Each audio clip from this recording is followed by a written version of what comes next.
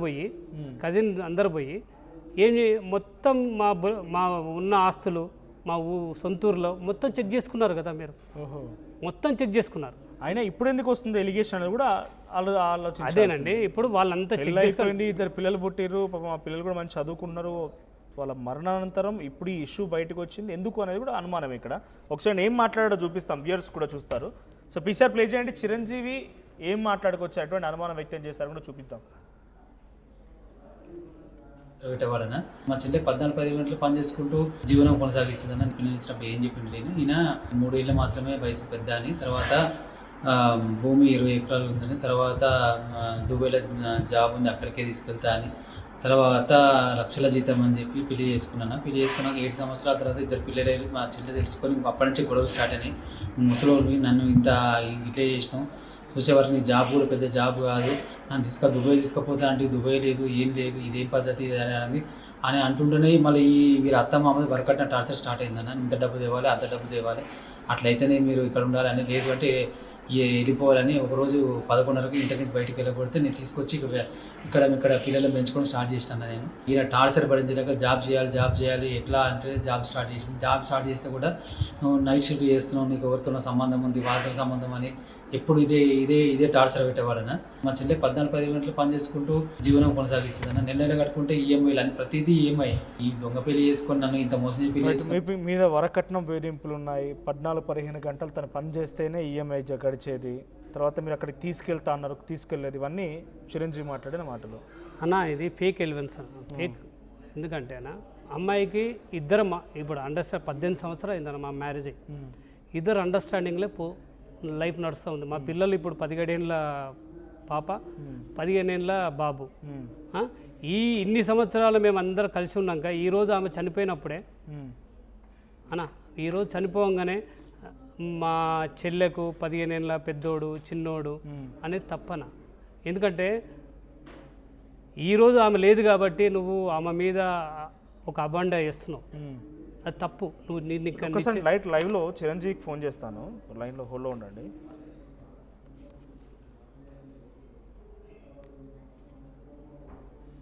నేను డైరెక్ట్గా చిరంజీవికి ఫోన్ చేస్తున్నా, విజయారెడ్డి అన్న చిరంజీవికి ఫోన్ చేస్తున్నాను. తను ఇప్పుడు ఎందుకు ఎలిగేషన్ చేయాల్సి వస్తుంది? ఆ పిల్లల వయసు ఎంత ఇప్పుడు? బాబు వయసు ఎంత? బాబు వయసు 16 సంవత్సరాలు, 16. పాప వయసు 17 సంవత్సరాలు. పెళ్లి జరిగి 18 సంవత్సరాలు. 18 సంవత్సరాలు పెళ్లి అయిపోయిన తర్వాత బాబు పాప ఆయన దుబాయ్లో పనిచేస్తారు, ఇక్కడ ఆమె మంచిగా హాయిగా జాబ్ చేసుకుంటుంది. ఆస్తిపాస్తులకు డోకా లేదు. కాల్ లిఫ్ట్ చేయట్లేదన్న, మళ్ళీ ట్రై చేస్తాను. ఇఫ్ ఎట్ ఆల్ ఆయన బహుశా చూస్తూనే ఉన్నట్టు చిరంజీవి గారు మీ వర్షన్ వినడం కోసం మాత్రమే కాల్ చేస్తున్నాము. మీ వర్షన్ వింటాను ఒకసారి. నేను మీరు లైవ్లో చూస్తున్నట్టున్నారు, బహుశా చూస్తే ఒకసారి కాల్ అటెండ్ చేయండి, మీ వర్షన్ వింటాను అంతే నేను. సో ఇప్పుడు ఆయన మా బావ అంటే సురేందర్ రెడ్డి గారు విజయారెడ్డి కంటే చాలా పెద్దవాడు, 10-15 సంవత్సరాలు పెద్దవాడు. 7 సంవత్సరాల్లోనే పిల్లలు అయిపోయారు. ఆ తర్వాత వరకట్నం కోసం కూడా వేధించారని చెప్పి ఇప్పుడు చెప్తున్నారు. ఆయన లిఫ్ట్ చేయట్లేదు. సో విజయారెడ్డి మరణానంతరం 3 రోజులకే సంథింగ్ డిస్కస్ వచ్చినప్పుడు బంగారం తీసుకెళ్ళి వేరే దగ్గర ఇంకో ఆడియో కూడా ఉంది. ఆ బంగారం ఎక్కడ పెట్టారు మీ అత్తగారు తీసుకెళ్ళి? అది బంగారము తీసుకెళ్ళింది వాళ్ళ ఫ్రెండ్ వాళ్ళ కూతురు దగ్గర. ఓకే, మీ అత్తగారు తీసుకెళ్ళి పెట్టారా? లేదు, అదే రోజు వాళ్ళు మా ఇంటికి వచ్చారు. ఎవరు? వాళ్ళ ఫ్రెండ్ కూతురు. ఎప్పుడు వచ్చారు? చనిపోయిన రోజే, బాడీస్ ఉన్న రోజే. వీళ్ళు 3 గంటలు ఏడున్నారు కదా. వాళ్ళకు రియల్గా వాళ్ళని అడిగినప్పుడు వాళ్ళకి రియల్గా తెలియదు, ఈమె ఉన్న మైండ్లో ఉన్న ప్లానింగ్ వాళ్ళకి తెలియదు పాపం. ఓకే, ఇక్కడ ఉంటే సేఫ్ కాదేమో వాళ్ళకి ఇచ్చి దాచిపెట్టమని అనుకున్నది, కానీ రియల్గా ఈమె మైండ్లో ఏం తిరుగుతుందో వాళ్ళకి తెలియదు. వాళ్ళు చాలా బాధపడేది ఏంటంటే, అన్న నాకు తెలియదు అన్న, ఆమె ఉద్దేశం ఏముంది, మైండ్లో ఏముంది, ఏం తిరుగుతుందో. నేను ఒక ఫ్రెండ్ కూతురు కాబట్టి నాకు మా అమ్మతోటి బాగా రిలేషన్ అంటే ఫ్రెండ్గా ఉన్నది కాబట్టి ఈడ గోల్డ్ డబ్బులు ఉన్నాయి కాబట్టి సేఫ్ సైడ్గా పెట్టుమన్నదనే ఉద్దేశంతో పెట్టాను. కానీ ఆమె మనసులో ఎంత తిరుగుతుందని నాకు తెలియదు అన్న. సార్ ఆడియో కూడా వినిపిస్తాను, మీరు డైరెక్ట్గా ఫోన్ మాట్లాడుతున్నారు కదా, పీసీఆర్ ప్లే చేయండి. సో రేఖా గారు డైరెక్ట్గా అటు విజయారెడ్డి తల్లి వాళ్ళ ఫ్రెండ్ కుమార్తె సురేందర్ రెడ్డి గారు మాట్లాడుకొచ్చారు, ప్లే చేయండి. హలో హలో జీవి ఎవరు? హలో రేఖా అన్నయ్య. నేనేమ్మా. అన్నయ్య ఎలా ఉన్నారు అన్నయ్య? బాగున్నామ్మా, మీరు ఎలా ఊరుతలే? బాగున్నా అన్నయ్య. ఉమ్, చెప్పు చెప్పన్నయ్య. చెప్పాలి తల్లి. ఉమ్, టిఫిన్ చేసిరా అన్నయ్య? తిన్నమ్మా. ఉమ్, కొంచెం నాకు ఒక సమాచారం కావాలరా కోసం నీకు ఫోన్ చేశాను రా. చెప్పన్నయ్య. పర్లేదు చెప్పండి. ఏం లేదురా, ఆ రోజు శాంతి ఉమ్, చనిపోయింది కదా. అవును అవునన్నయ్య. చనిపోయిన రోజు ఉమ్, ఆ? చనిపోయిన అన్నయ్య. రోజు అందరు వెళ్ళిపోయిన తర్వాత మీరు అందరు ఉన్నారు కదా ఆడ. అవునన్నయ్య. అప్పుడు అత్తయ్య మీకు గోల్డ్ ఇచ్చదా? అవునన్నయ్య. అదే అంటున్నామా, ఏంటంటే ఉమ్, వీళ్ళు చనిపోయిన తర్వాత మళ్ళీ తీసుకుంటున్నారు కదా అన్నయ్య? అదే కూర్చున్నారు. అంటే ఎప్పుడు తీసుకురమ్మా, అన్నయ్య ఎప్పుడు తీసుకురు తల్లి? తీసుకోనా అన్నయ్య? చాలా రోజులు అవుతుంది అన్నయ్య. మాకు పెళ్ళి ఉండే, అంత ముందుకే ఇచ్చేసినాము. ఓకే. ఉమ్, అదే అట్లా లేదు తల్లి, ఇప్పుడు మేము సావు అయిపోయి దినాలు అయిపోయినాక కాశీకి పోయి వచ్చినాక తీసుకురారా, ఇప్పుడే తీసుకురా? అన్నయ్య కాశీ పోయి వచ్చినాక. కాశీ పోయి వచ్చినాక తీసుకురా. ఓకే. హలో. హలో. బంగారాన్ని వాళ్ళ ఇంట్లో పెట్టేశారు, తర్వాత తీసుకొచ్చుకున్నారు. ఇప్పటికి మీకు ఇచ్చారా మరి? ఏం లేదండి, వాళ్ళ దగ్గర ఉంది ఇంకా? వాళ్ళ దగ్గర ఉంది. నేను బంగారం గురించి డబ్బు గురించి ఇంతవరకు గిట్ట అడగలేదు వాళ్ళని. నాకు ఫస్ట్ డాక్యుమెంట్ గురించి అడిగినప్పుడు ఇదంతా షాకుల మీద షాకులు ఉంది. ఇంకా బంగారం ఇప్పుడు అదే సందర్భం వచ్చినప్పుడు బంగారం అంటే రైల్వే పోలీస్ దగ్గర పోయినప్పుడు ఆమె ఏం చెప్తుందంటే, నీకు 7 తులాలే ఉంది, నేను కేజీన్నర తీసుకొని పెట్టుకుంటే నాకు 7 తులాలే ఉందని చెప్తుంది. అంటే నేను ఒకటే అన్నాను, అమ్మా నీకేమో 20-30 తులాలు ఉంటుంది, నేను నా వైఫ్ కష్టపడ్డా కానీ 7 తులాలు అని చెప్తున్నారు. సరే ఓకే, మీకు మీకు మీకు ఎట్లా న్యాయం అయితే అట్లా చేయండి అని సపరేట్గా నేను దాని గురించి డిస్కస్ చేయలేదండి. డబ్బు గురించి గోల్డ్ గురించి నేను డిస్కషన్ తక్కువ చేశాను. నేను మెయిన్ చేసింది ఏంటంటే డాక్యుమెంట్స్ గురించి అడిగాను ఫస్ట్. తర్వాత ఇప్పుడు నేను అడిగేది ఏంటంటే నా పిల్లలు ఎట్లా చనిపోయారో కావాలి ఫస్ట్ నాకు. ఈ డబ్బు గోల్డ్ అనేది తర్వాత ముచ్చట. ఈ జరిగేది కూడా సుమారు 2 నెలలు అయిపోయింది కదా. జీఆర్పీ పోలీసులు దీన్ని టేకప్ చేసి ఇన్వెస్టిగేషన్ చేస్తున్నారు. ఫోన్ సీజ్ చేసిరు, ల్యాప్టాప్ సీజ్ చేసిరు, ఆఫీస్ దగ్గరికి వెళ్ళి తన ఆఫీస్లో ఎంక్వైరీ చేసిరు. మిమ్మల్ని ఎంక్వైరీ చేసినట్టున్నారు, మిమ్మల్ని ఎంక్వైరీ చేసిరు, చిరంజీవిని తల్లిని ఎంక్వైరీ చేశారు. ఏం తేల్చారు అసలు ఇప్పటివరకు? ఈ 2 months ఆఫ్ ఇన్వెస్టిగేషన్లో పోలీసులు తేల్చింది ఏంటిది? పోలీసులు తెలిసింది ఏంటంటే వాళ్ళ దగ్గర వాళ్ళు క్లియర్గానే ఉన్నారండి. అంటే వాళ్ళ దగ్గర కొంచెం డేటా ఉంది. ఒక మొబైల్ మాత్రం ఫోరెన్స్ ల్యాబ్ నుంచి వస్తే ఫుల్ డేటా తెలుస్తుందండి.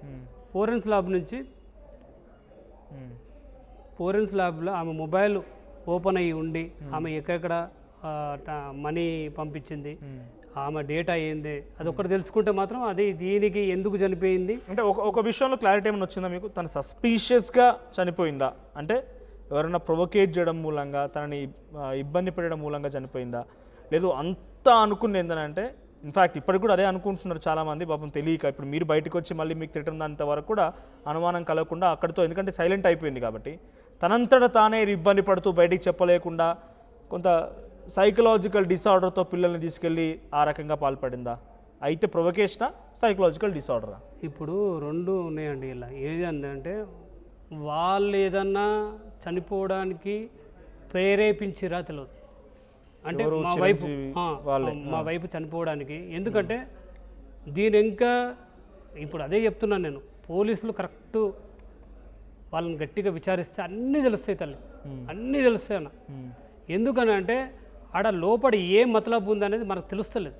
నేను ఎంత ఎంక్వైరీ చేసుకున్నా, నేను సైడ్ చేసినా కానీ వాళ్ళు ఆ చిన్న క్లూ లేకపోతారు. అంటే వాళ్ళ ముగ్గురు తెలుసు కాబట్టి వాళ్ళు బయటకు తీస్తలేరు. ఇప్పుడు నేను ఈరోజు ప్రశ్నించినప్పుడు నాకు కొత్త ఎలిగేషన్ చేస్తున్నారు. నీకు ఏజ్ ఎక్కువ ఉందని, నువ్వు దుబాయ్ తీసుకుపోలేదని, నీకు మీ అమ్మ నాన్నతోటి మా చెల్లెకు ప్రాబ్లం ఉందని. ఇప్పుడు ఎందుకు వచ్చింది? నేను అడిగేది ఒకటే అడుగుతున్నాను, అది మీరు గిట్ట అదే అడగండి. నేను డైరెక్ట్ మిమ్మల్ని అడుగుతున్నాను, మీరు గిట్ట అదే తెలుసుకోండి. ఏంది మా చెల్లె ఎందుకు చనిపోయింది, మీరు గిట్ట అడగండి అదే ముచ్చట. నేను అడుగుతున్నా కదా, నా భార్య నా పిల్లలు ఎందుకు చనిపోయారో నేను గట్టిగా అడుగుతున్నాను. నేను ఎక్కడికైనా వెళ్తాను, నాకు న్యాయం జరిగే వరకు అందరినీ కలుస్తాను, అందరిని అడుగుతాను, ప్రార్థిస్తాను. నేను ఒంటరిని, నాకు తెలుసుకోవాలని ఉంది. మీరు కూడా సేమ్, మీరు కూడా తెలుసుకోవాలి. రోజులుగా మీరు మాట్లాడుతున్నారు, పోలీసులను కలుస్తున్నారు. పోలీసులు మీకు చెప్పిన మాట ఏంటి? ఒకటి రైల్వే పోలీస్ వాళ్ళు ఆల్రెడీ 60% వాళ్ళు ఎంక్వైరీ అయిపోయింది వాళ్ళ దగ్గర. ఓ ఫోరెన్స్ ల్యాబ్ కోసం వెయిట్ చేస్తున్నారు. ఫోరెన్స్ ల్యాబ్ రిపోర్ట్ వచ్చిందంటే వాళ్ళు ఫైనల్ చేస్తారు. వాళ్ళు ఎక్కటి ఏం చెప్పారంటే ఒకటి దీని వెనుక మానసిక ఒత్తిడి ఒకటి ఉంది, ప్రెషర్ ఉంది. అంటే ఎవరో ఒకరు ప్రెషర్ చేశారు. అది డేటా ఖచ్చితంగా వస్తుందండి. ఎందుకంటే ఇప్పుడు నేనేమంటున్నా అంటే ఒక ప్రాబ్లం జరిగినప్పుడు దాని సొల్యూషన్ కంపల్సరీ ఉంటుంది. ఇప్పుడు ఆమె చనిపోయింది, దేనికి చనిపోయింది, ఎవరు ఇబ్బంది పెట్టారు, అమ్మ అన్న తమ్ముడా లేకపోతే బయట వాళ్ళ, అదైతే బయటకు వస్తుంది కదా, ఖచ్చితంగా బయటకు వస్తుంది. నేను ఆ బయట కోసమే నేను వెయిట్ చేస్తున్నాను. ఎందుకంటే నా పిల్లలు నా భార్య చనిపోయింది, కారణం ఏంది అదొకటి తెలుసుకోవాలి. ఎందుకంటే అది తెలుసుకోకపోతే నా జీవితాంతం అది ఏం జరిగిందనే. మీ కంప్లైంట్ ఏమైంది మరి? మేడిపల్లిలో మీరు ఇచ్చిన కంప్లైంట్ ఏమైంది? నేను మేడిపల్లి ఇచ్చానండి. ఇచ్చినప్పుడు సిఎస్ఆర్ గారు 2 రోజులు 3 రోజులు టైం పడుతుంది, ఎందుకంటే ఆయన బందోబస్తులో అక్కడ వెళ్తున్నారు, ఐపీఎల్ ఉంది. ఆయన మంచిగా చెప్పాడు. ఏం చెప్పాడంటే మీకు నాకు ప్రాణభయం ఉందని అడిగాను. మీకు ఏం టెన్షన్ పెట్టుకోకండి, మీ ప్రాణానికి ఏ ప్రాబ్లం ఉండదు. ఒకవేళ సపోజ్ మీకు ప్రాబ్లం భయం అనిపించినప్పుడు 100 కాల్ చేయండి, 10 నిమిషాలు మేము ఉంటాం. నేను చెప్పాను ఇదంతా మా అత్తయ్య బొమ్మర్ది వాళ్ళ భార్య మీదనే అనుమానం ఉంది సార్ అంటే, నేను ఖచ్చితంగా విచారించి నిజాలు బయటికి తీసుకొస్తా అని చెప్పాడు శంకరయ్య గారు. పక్క నమ్మకం ఉంది, ఎందుకంటే పోలీస్ డిపార్ట్మెంట్ మీద నాకు చాలా నమ్మకం. చిన్నప్పటి నుంచి వాళ్ళు హీరోలాగానే చూసేది నేను. ఇప్పుడు వాళ్ళు మీడియా మిత్రులు ప్రజలు దీన్ని ఎట్లయినా కొలిక్కి తీసుకొని వస్తారు అని నమ్మకంతో నేను బయటకు వచ్చాను. లేకపోతే నన్ను బయటకు రాకుండా ఇవి ఎవిడెన్స్ కలెక్ట్ చేయకుండా ఎంతో మందితోటి నన్ను ఎంక్వైరీ చేయించారు, నన్ను ఫాలో చేయించారు. దీని ఇంకెంతో నడిచింది, కానీ నేను ఒంటరిగానే వెళ్ళాను. చచ్చిపోయినా నో ప్రాబ్లం, కానీ ఈ విషయం బయటికి రావాలి. నాకు చావడానికి నాకు ప్రాబ్లం లేదన్న. ఈరోజు చనిపోయినా రేపు చనిపోయినా ప్రాబ్లం లేదు నాకు. కానీ నా పిల్లలు నా భార్య ఎందుకు చనిపోయింది, మా భార్య చనిపోయినప్పుడు భార్య చనిపోయింది అనుకోండి, పిల్లలు ఎందుకు తీసుకెళ్ళింది ఎమ్మటి. భార్య చనిపోవాలని ఆమెకు వీళ్ళు ప్రెజర్ పెట్టారు అనుకోండి, పిల్లలు ఎందుకు చనిపోయారు, పిల్లల్ని ఏమన్నారు, వీళ్ళేమైనా బెదిరించారా, బయట వాళ్ళని బెదిరించారా, లేకపోతే ప్రాబ్లం ఇక్కడి నుంచే ఉందా, అమ్మ నాన్న నుంచే, వాళ్ళ అమ్మ వాళ్ళ అన్న వాళ్ళ వదిన నుంచే ఉందా, థ్రెడ్ ఉందని అనుకుందా, అది నాకు తెలియాలి కదన్నా. ఇప్పుడు నేను ఒక భర్తగా ఒక తండ్రిగా నేను కోరుకునేది అదొక్కటే.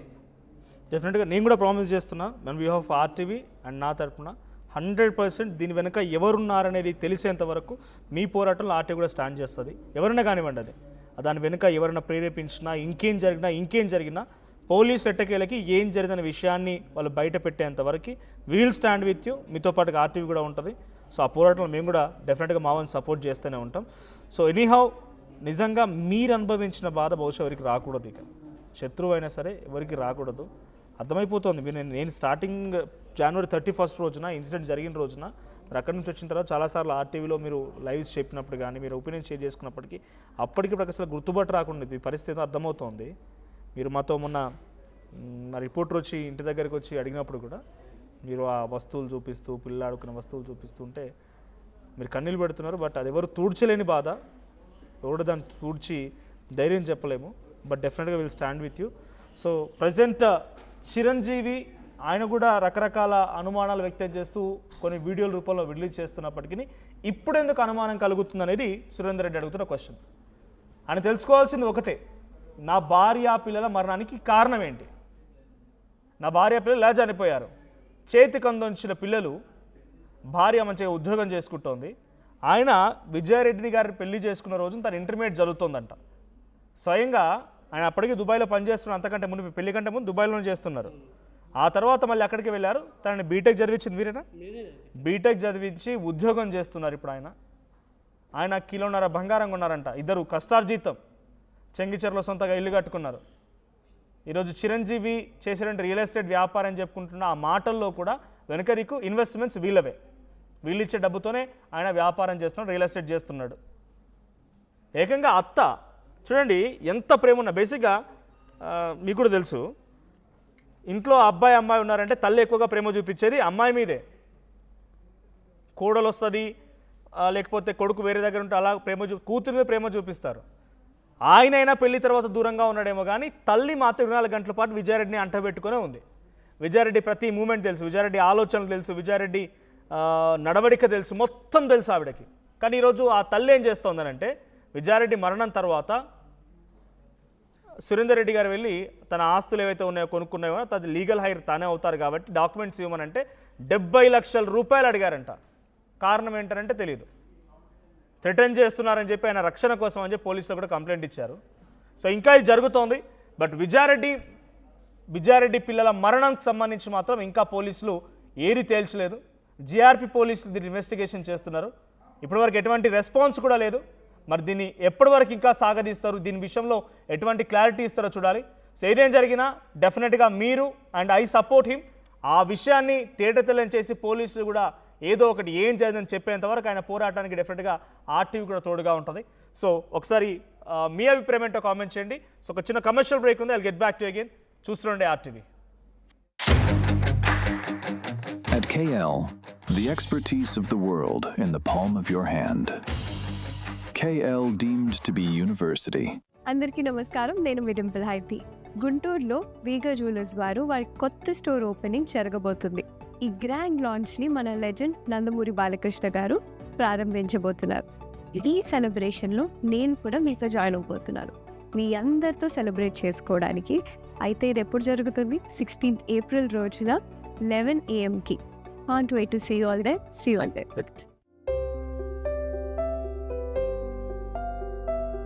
చిన్న చిన్న ఆనందాలు 35 ఏళ్లుగా నా జీవితంలో లేవు. 35 ఏళ్లుగా నేను డైపర్లలో బ్రతికాను. 6 సెంటీమీటర్ల ఫిస్టులా నా మూత్రాశయంలో లీక్ కారణమైంది. ఎవరూ నాకు సహాయం చేయలేకపోయారు. ఏఐఎన్యూలో వైద్యులను కలిసే వరకు అక్కడ వారు రోబోటిక్ శస్త్రచికిత్సతో నాకు పరిష్కారం ఇచ్చారు. వారు నా ఆత్మవిశ్వాసాన్ని కూడా తిరిగిచ్చారు. Precision Care makes it possible. The Center for Robotic Surgery at AINU.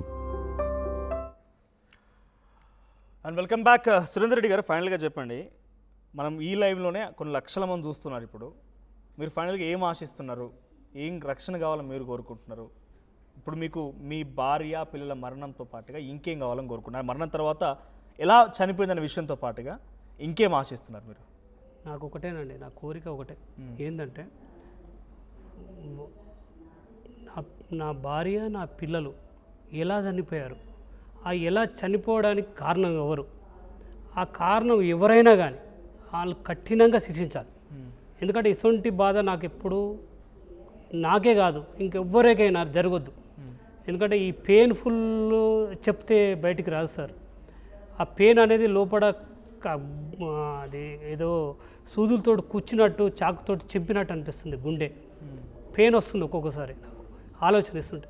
నేను ఒకటే కోరుకుంటున్నా, అందరికీ కోరుకునేది ఒకటే, దీని వెనుక ఎవరున్నారో, ఎంత పెద్దోళ్ళైనా ఎంత చిన్నోళ్ళైనా వెలికి తీయండి, వాళ్ళు కఠినంగా శిక్షించండి అని నేను గట్టిగా కోరుకుంటున్నా సార్. బట్ ఆర్టీ కూడా ఒక పోల్ పెట్టింది, విజయారెడ్డిని మొత్తం ఈ మాటలు వింటున్నారు, అటు వాళ్ళు చెప్పిన మాటలు అన్నీ వింటున్నారు కాబట్టి విజయారెడ్డిని ఎవరు చంపారు అని అంటే చూసే జనం మీ మాటలు వింటున్నారు, వాళ్ళ మాటలు వింటున్నారు కాబట్టి 90% మంది విజయారెడ్డి అన్ననే చెప్తున్నారు. సో మరి చూద్దాం పోలీసులు ఏం తెలుస్తారు ఏంటనే చూడాల్సిన అవసరం అయితే ఉంది. సో చూసారు కదా ఆ తండ్రి బాధ, ఆ ఇద్దరు పిల్లల తండ్రి బాధ, విజయారెడ్డి భర్త బాధ, ఆయన మాటలు ఏంటి, ఆయన పడుతున్న ఆవేదన ఏంటి, తన ఓపెన్గా తన గుండె బరువెక్కింది, చచ్చిపోవాలనిపిస్తోంది అనేటువంటి మాట కూడా మాట్లాడుకొచ్చాడంటే అర్థమవుతుంది ఎంతటి శోకసంద్రంలో మునిగిపోయాడు ఆయన, ఇన్ని రోజుల పాటుగా ఎంత దుఃఖాన్ని అనుభవిస్తున్నాడు అనేది. పోలీసులు ఏం తెలుస్తారో చూడాలి. బట్ డెఫినెట్గా అందరూ చూసేవారందరూ కూడా స్టాండ్ తీసుకోవాల్సిందే. ఈ మరణానికి కారణం ఏంటో డెఫినెట్గా పోలీసు చెప్పేంత వరకు కూడా ఆయన పోరాటానికి సపోర్ట్ చేయాల్సిందే. సో మీరేమనుకుంటున్నారు? ఇక్కడ చిరంజీవి మాట్లాడిన మాటలు విన్నారు, అటు సురేందర్ రెడ్డి కూడా లైవ్లో మాట్లాడిన మాటలు విన్నారు, అటు తల్లి మాట కూడా విన్నారు. దీంట్లో నిజం ఏమనిపిస్తోంది కామెంట్ చేయండి ఒకసారి. మళ్ళీ ఆ తల్లి అండ్ అన్న ఏం మాట్లాడారో చూద్దాం. ఈయన 3 ఏళ్ళు మాత్రమే వయసు పెద్ద అని, తర్వాత భూమి 20 ఎకరాలు ఉందని, తర్వాత దుబాయ్లో జాబ్ ఉంది అక్కడికే తీసుకెళ్తా అని, తర్వాత లక్షల జీతం అని చెప్పి పెళ్లి చేసుకున్నాను. పెళ్లి చేసుకున్నాక 7 సంవత్సరాల తర్వాత 2 పిల్లలు, మా చెల్లె తెలుసుకొని అప్పటి నుంచి గొడవలు స్టార్ట్ అయినాయి. ముసలోని నన్ను ఇట్లే చేసినావు, చూసేవారికి నీ జాబ్ కూడా పెద్ద జాబ్ కాదు, నన్ను దుబాయ్ తీసుకుపోతా అంటే దుబాయ్ లేదు, ఏం లేదు, ఇదేం పద్ధతి అని అని అంటుంటేనే మళ్ళీ ఈ వీరి అత్త మామది వరకట్న టార్చర్ స్టార్ట్ అయిందన్న. ఇంత డబ్బు తేవాలి, అంత డబ్బు తేవాలి, అట్లయితేనే మీరు ఇక్కడ ఉండాలని. లేదు అంటే మేము ఇంట్లో చాలా కలిసి ఉంటాం అమ్మ నా కూతురుతోటి. అస్సలకి మాకు ఎప్పుడు తేడా రాలే అమ్మ. ఆమె పెళ్ళైన కాంచి కూడా ఇక్కడే ఉంది నా దగ్గరే. ఏ రోజు ఒక మాట అనకపోయేది, నేను కూడా అననమ్మా. అంటే మీ అల్లుడు కానీ బిడ్డ కానీ ఎప్పుడైనా గొడవలు పడడం గొడవ పెట్టుకోరమ్మా. అది తెలియదమ్మ, నాకు అసలే తెలియదు. ఆమెకు ఆలోచన వస్తుందని కూడా పట్టం చెరువు పోయి తీసుకొచ్చింది ఆ పిల్లను. అసలైన తొలి వెలుగు. ఫాలో వాట్సాప్ @తొలి వెలుగు అఫీషియల్.